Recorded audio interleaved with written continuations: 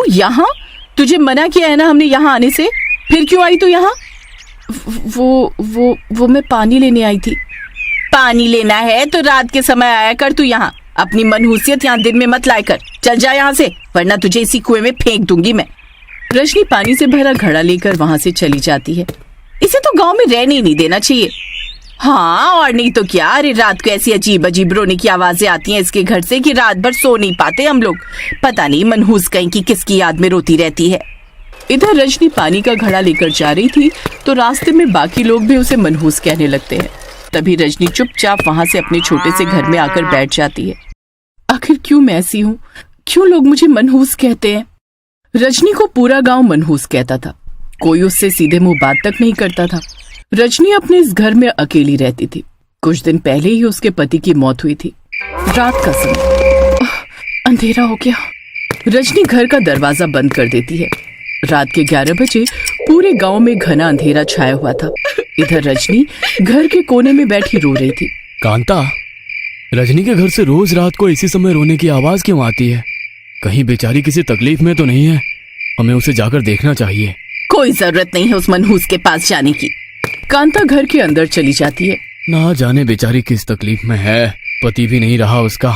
कोई भी गांव का इंसान रजनी के पास नहीं जाता था क्योंकि सब रजनी को मनहूस समझते थे। और ये घटना तब की थी जब रजनी की शादी दीपक से हुई थी और शादी की पहली रात ही दीपक मर चुका था। तब से सब रजनी को मनहूस कहने लगे थे। रजनी कुछ महीने पहले ही इस गांव में अपने पति के साथ रहने आई थी। चलो मैं जाकर पता करके आता हूँ कि आखिर रजनी को क्या तकलीफ है।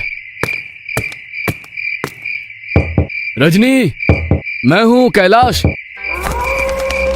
नहीं, इधर कैलाश। क्या हुआ रजनी, रो क्यों रही हो? दरवाजा खोलिए, मैं कैलाश हूँ। नहीं रजनी, नहीं रजनी, नहीं। वो डायन दरवाजे की ओर जाने लगती है। नहीं, इधर बाहर कैलाश। कमाल है, ये दरवाजा क्यों नहीं खोल रही?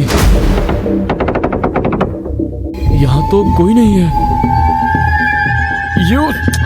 ये धुआं। रजनी, कहाँ हो रजनी?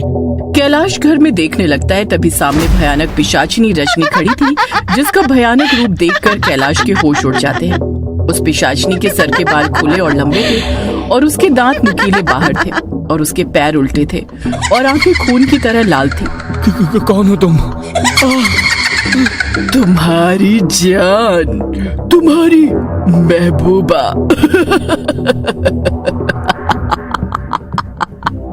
इस पिशाचिनी की भयानक हंसी सुनकर कैलाश के पैर कांपने लगते हैं।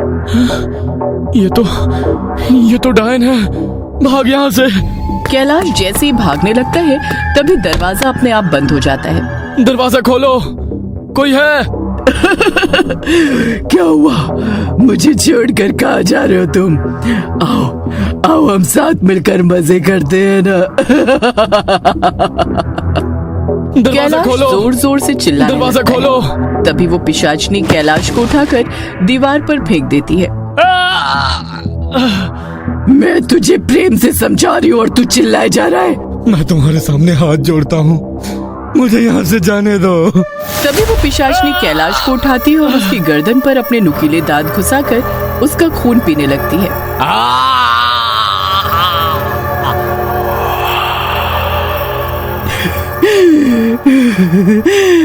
मुझे और खून चाहिए। रजनी एक भयानक पिशाचिनी है जो अब तक इंसानी रूप में इस गांव में रह रही थी। तभी अचानक पिशाचिनी रजनी के रूप में आ जाती है। क्यों आया था ये आदमी मेरे पास? क्यों मैं वापस अपने असली रूप में आई थी? रजनी अपने घर से बाहर भाग जाती है। मुझे नहीं बनना है पिशाचिनी। क्यों लोग मेरे पास आकर मुझे अपने असली रूप में आने पर मजबूर कर रहे हैं? मुझे इंसानों की तरह रहना है, इंसानों की तरह जीवन बिताना है। क्यों आ रहे लोग मेरे पास? क्यों? रजनी एक भयानक पिशाचिनी है। उसने अपने असली रूप को एक इंसानी रूप में छुपा कर रखा था। वो अपने असली रूप को लोगों को दिखाना नहीं चाहती थी, ना ही अब वो किसी को मारना चाहती थी। पर जब भी कोई इंसान रात के समय उसके पास आता है तो ये पिशाचिनी अपने असली रूप में आ जाती है। इसलिए ये रोज रात को अपने घर में खुद को कैद करके रोने लगती है। तभी वहाँ एक गोपाल नाम का आदमी सामने से आता है। अरे रजनी, इतनी रात गए यहाँ क्या कर रही हो? क्या हुआ रजनी? तुम्हारी आंखें इतनी लाल कैसे हो गई? भूत! तभी पिशाचनी गोपाल को पकड़ लेती है और उसका भी खून पीने लगती है। तभी पड़ोस वाली कांता अपने घर की खिड़की से ये सब देख लेती है। ये कौन है? तभी गोपाल को मारने के बाद पिशाचिनी वापस रजनी के रूप में आकर अपने घर में चली जाती है। ये रजनी तो डायन है। अगले दिन गांव वालों को रजनी के घर के बाहर कैलाश और गोपाल की लाशें पड़ी दिखाई देती हैं। किसने मारा इन्हें इतनी बेरहमी से? इनकी गर्दन के घाव देखकर तो लग रहा है कि जैसे किसी जानवर ने इन्हें बड़ी बेरहमी से मारा है। गांव वाले समझने लगते हैं कि कैलाश गोपाल को किसी जानवर ने मारा है। इधर कांता ने कल रात की घटना जो अपनी आंखों से देखा था, उसके बाद वो पागल सी हो चुकी थी। बेचारी कांता पति की मौत के गम में पागल हो चुकी है। सब समझ रहे थे कि कांता की ऐसी हालत कैलाश की मौत की वजह से हुई है। कांता अपना दिमागी संतुलन खो बैठी थी। रात का समय, तभी रजनी फिर से पिशाचनी वाले रूप में घर से बाहर आती है और आज भी वो 2 गांव वालों को अपना शिकार बनाकर उन्हें जान से मार देती है। 2 दिन बाद सारे गांव वाले गांव के एक स्थान पर खड़े थे। ये हत्या का सिलसिला तो बढ़ता ही जा रहा है मुखिया जी। आखिर कौन मार रहा है गांव वालों को? हमें इस बात का पता लगाना ही होगा, वरना ना जाने और कितने लोग मारे जाएंगे। आज रात हम गांव के कुछ लोग मिलकर घरों की छत पर रहकर नजर रखेंगे और उस हत्यारे का पता लगाएंगे। रजनी वहाँ नहीं थी क्योंकि कोई उसे अपने पास नहीं आने देता था। रात का समय बंसीलाल और गांव के कुछ लोग अलग अलग घरों की छत पर छुपकर गांव में नजर रख रहे थे। 12 बजने को आया है। गांव वालों, सब कड़ी नजर रखो। हमें उस हत्यारे को किसी भी हाल में पकड़ना है। थोड़े समय बाद रजनी के घर का दरवाजा अपने आप खुलता है। अरे रजनी के घर का दरवाजा किसने खोला? अरे ये पागल अगर बाहर आ गई ना तो ये भी मारी जाएगी। मैं जाकर इसे बोलता हूँ। बलदेव छत से नीचे जाता है। इधर रजनी अपने घर के बाहर निकलती है। अरे ये रजनी क्यों बाहर आ रही है? रजनी सड़क पर आकर खड़ी हो जाती है। तभी बलदेव उसके पास आता है। ए पागल, चुपचाप अंदर चली जा वरना मारी जाएगी। जा। सब लोग रजनी और बलदेव को देख रहे थे। तभी रजनी भयानक पिशाचनी के रूप में आ जाती है। ये देखकर सबके होश उड़ जाते हैं। अरे ये क्या? तेरी हिम्मत कैसे हुई मेरे सामने आने की? बचाओ।